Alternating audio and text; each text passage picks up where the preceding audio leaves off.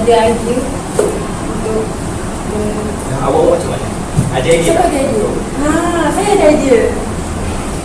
Apa idea awak, Aisyah? Idea saya, kita boleh membina rak daripada bahan terpakai.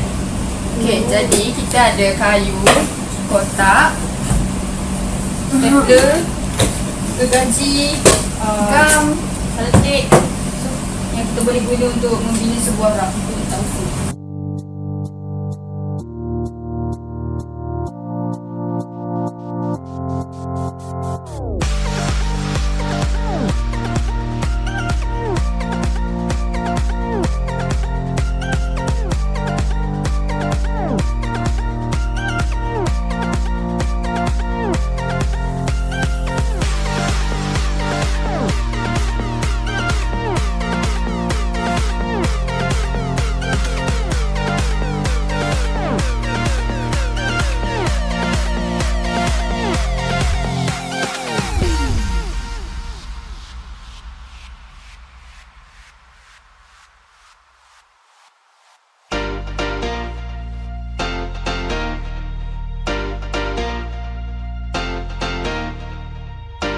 DIY Make Simple SMK PM Be proud, be marvelous.